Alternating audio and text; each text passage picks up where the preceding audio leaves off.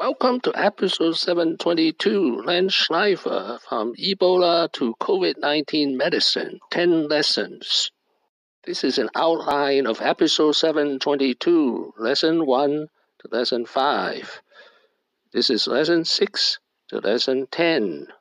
Lesson 1, Race Against Time to develop COVID-19 vaccine by August 2020. Because of the past success developing Ebola vaccines, they are invited into the White House. Lenny? Thanks, Mr. Company. We are no strangers to collaborating with the cure for Ebola, and we're very proud of that. We anticipate, if all goes well, 200,000 doses per month can come out of our factory in New York starting in August. The unique thing about our technology... That means you'd be able to use the vaccine that early? Depends on what we see. Lesson 2, the angel investor with $1 million. The year was 1988. Capitalists.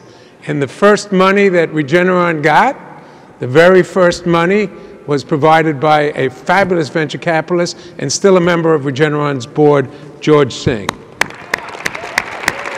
This is a picture of George Singh.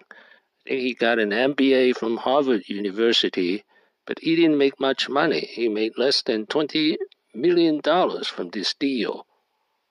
Lesson 3, in search of genius partner. His name is George Yancopoulos.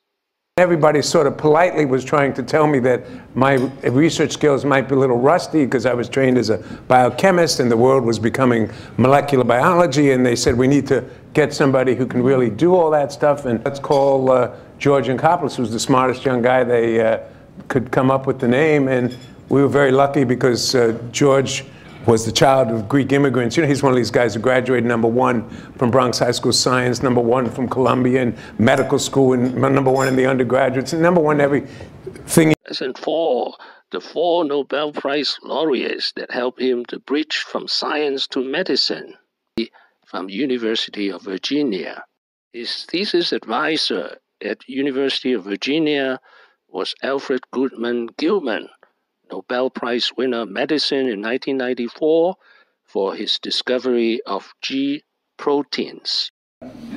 We had assembled, Al Gilman helped me assemble this great scientific advisory board, and we were meeting in a hotel in New York City, and we had Arthur Kornberg, a Nobel Prize-winning scientist, advising us, 2 other Nobel laureates, Mike Brown and Joe Goldstein, Fred Alt, and a whole bunch of people. And Lesson 5, the Underpaid Genius. He was making $31,000 a year in 1988, living in New York City. It was something akin to, well, you graduated #1 from Bronx Science. You graduated #1 from Columbia. You got an MD and a PhD and all these awards. And if you're so smart, how come you make so little? The best in everything, how come you're only making $31,000 a year? So I convinced him I could pay him more than that. Lesson 6, the great inventor. Yancopoulos would be the brain of Regeneron.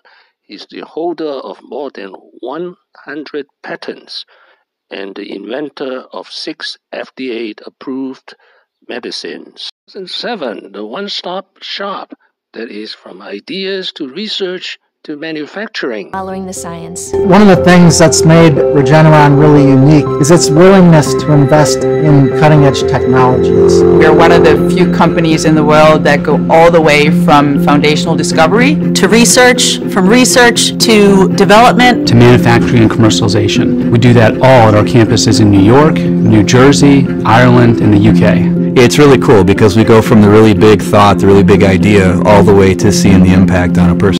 Lesson 8, no overnight success. Initially, a lot of the drugs didn't work. I'm glad you brought that up, frankly, because now some people treat us like we're an overnight success. And, you know, an overnight success, 25 years of overnights is not quite an overnight success. Mm-hmm. It is a long process. But I think that we recognize that there are no shortcuts in this business. Lesson 9, giving back. The Regeneron Science Talent Search. But speaking of not getting very far and going to high school in the 60s, back in my day, the Regeneron Science Talent Search was known as the Westinghouse Science Talent Search. As you all know, this is the oldest and most prestigious science competition for high school students in the United States. I like to consider myself a scientist. I have an MD, a PhD. I trained with a Nobel laureate. His partner, Yancopoulos, was the winner in 1976 Westinghouse talent search. Lesson 10. Next competition is from China, not from Russia. Capital is agnostic. It will go elsewhere. And we may be poised to face that issue. Len, you were at a White House briefing not long ago. This is the first year in which China will spend more on biomedical research than the United States. Remember, Russia's got plenty of smart people. They can put Sputnik up there, before we did, and they have a space station. They can make all these weapons. But do you know how many drugs come out of Russia? 0. I never go to sleep at night saying, I hope not, I'm not going to read in the morning a drug competitor from Russia. It just never, it doesn't get to me. They never do it because they don't have the incentive. They don't have the system. Thank you for watching. Please subscribe and leave your questions and comments below. Wishing everyone healthy and prosperous.